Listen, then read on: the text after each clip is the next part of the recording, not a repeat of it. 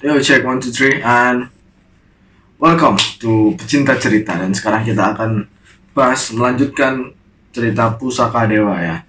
Yang ini akan saya gabung aja ya reviewnya dari komik ketiga sama komik keempat gitu. Oke, langsung saja kita akan review komik ini dari yang pertama. Kita mulai dari fisik. Untuk fisiknya sendiri di komik yang ketiga ini agak lebih tebal ya daripada yang komik satu atau dua. Ini agak lebih tebal meskipun harganya juga sama dan tetap pakai staples gitu. Ini ya, ininya masih pakai staples ya. Oke. Dan untuk yang keempat agak lebih tebal sedikit dari yang ketiga, cuma udah nggak pakai staples, dia pakai lem gitu, pakai lem untuk ngerekatinnya.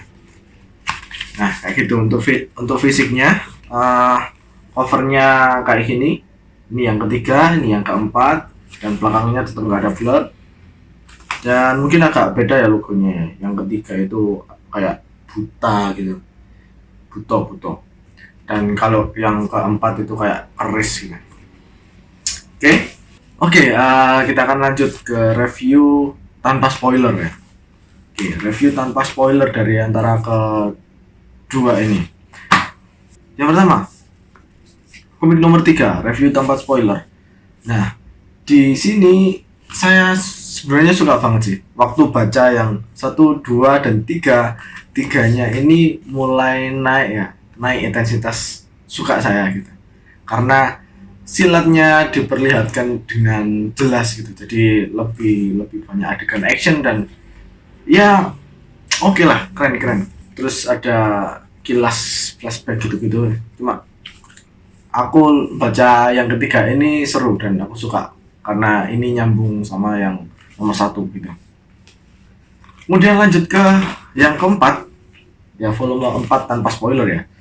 Masuk ke 4 ini sebenarnya ceritanya mulai agak padat dan banyak, tapi aku mulai nggak suka. Aku mulai kecewa dengan ini. Ya kecewanya kenapa? Kita akan review dengan spoiler ya. Kita akan menuju bagian dengan spoiler. Kita kembali ke volume 3 dulu. Oke, untuk cerita aku suka banget ya. Karena ini udah karena ini udah memberikan cerita yang lebih detail tentang siapa dia ini, siapa yang tokoh utamanya ini, namanya Carang Aking, sama si tikus kecil ya. Jadi ada backgroundnya sedikit gitu, sudah diceritakan, jadi lebih lebih mantap. Apalagi dengan action yang hampir hampir full, enggak sih hampir full ya, cuma banyak actionnya. Aku jadi makin suka di volume 3. Seharusnya ini gitu kalau menurutku ya. Seharusnya komik itu ini ya, gini, jangan kayak volume 1 yang terlalu tipis ya. Ini kan udah lumayan tebal kan. Harusnya. Tapi masuk ke volume 4 ini yang bikin saya kecewa ya. Yang keempat ini nggak sukanya saya karena background ceritanya itu sudah melompat-lompat, terlalu banyak sudut pandang ya. Mulai dari si tikus kecil gabung sama Carang Aking, kemudian si Samudra, kemudian ada lagi si Bayangkara kalau nggak salah ya, yang polisinya itu, kemudian ada lagi yang si ini, kemudian ada lagi yang sosok penjahatnya gitu. Makin banyak sudut pandang, terus diramu semuanya dijadiin satu. Itu kayak komiknya ini volumenya cuma 4 sih, kayak kurang apa, ceritanya cuma sedikit langsung dipotong pindah ke yang lain, dan itu yang bikin saya kesel. Untuk ceritanya sih it's okay sih, ceritanya tentang perburuan, tentang pembunuhan gitu, jadi ya bagus. Aku lebih suka, apalagi di actionnya yang ini udah banyak actionnya, ceritanya udah padat, udah mencakup semuanya, dan udah membuka seluruh ceritanya jadi lebih jelas gitu di komik 4 ini. Untuk yang 2, 3 masih pembukaan gitu ya. Untuk di 4 ini udah lumayan paham gitu. Tapi masalahnya itu yang semuanya itu dicampur adukan jadi satu gitu. Dan sudut pandang ini, sudut pandang ini, sudut pandang ini, enggak satu sudut pandang itu yang diceritakan secara tuntas gitu, jangan pindah dulu. Dan kalau pindah-pindah ya pembacanya juga bingung gitu. Aku sebagai pembaca itu jadi nggak ngena satu karakter pun gitu yang paling nancep di pikiranku. Yang paling nancep di pikiranku sekarang dari volume 1 sampai 4 ini ya cuma ini Carang Aking sama Timus Kecil. Yang lainnya apa cuma kayak angin lewat gitu. Samudra mungkin ya, ingat Samudra. Yang ini udah campur aduk semuanya. Tapi ya positifnya ya. Ceritanya lumayan oke, dari mulai pembunuhan naga, dari mulai perburuan oleh Bayangkara polisinya itu. Yang paling aku suka sih sebenarnya dari semuanya background ceritanya ya. Karena background ceritanya itu ya itu aja gitu. Background ceritanya sih sebenarnya ya cuma pertarungan kekuasaan gitu doang sih.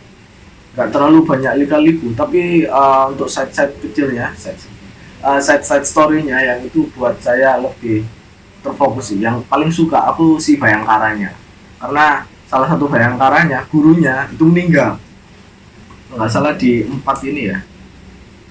Aku coba merefresh lagi ya, karena komik ini udah lama nggak tak baca ya. Ada kayak prajurit baru, penjahat baru gitu villainnya, kemudian ada orang kayak gini lagi yang ada sudut pandang baru lagi. Sebenarnya banyak banget di sudut pandangnya, jadi aku kurang suka gitu. Cerita ini itu cuma sepenggal gitu, dan kita harus mencerna semuanya ya. Kita nggak bakal tahu gitu, nggak bakal mancep oh ini karakter ini kayak gini.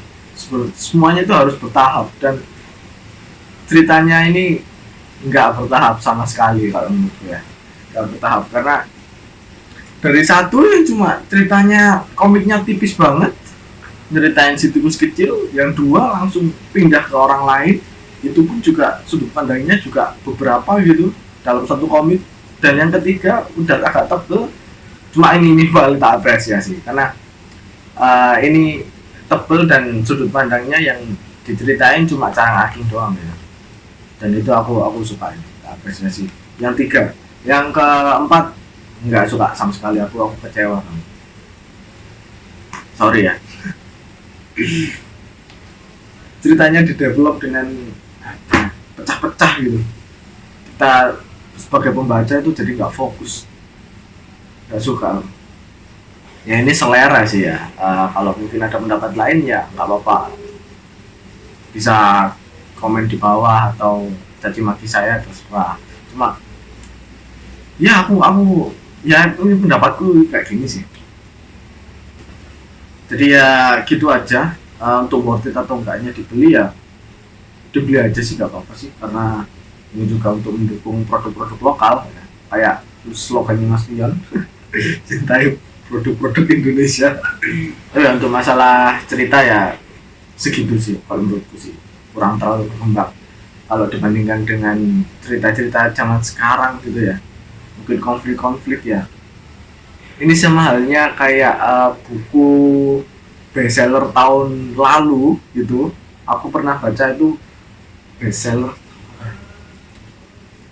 Ya, aku pernah baca itu buku Lost of Thing ya, book List of Lost Thing atau apa gitu ya. Nanti adalah di sini ya.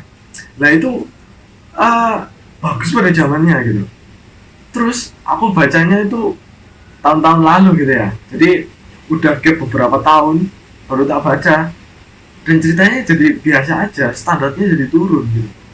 Emang buku itu bagus pada zamannya, tapi sekarang udah banyak cerita-cerita yang berkembang, udah lika-likunya itu udah nyeleneh lah. Jadi untuk perkembangan cerita itu ya harusnya juga mengikuti zaman juga gitu.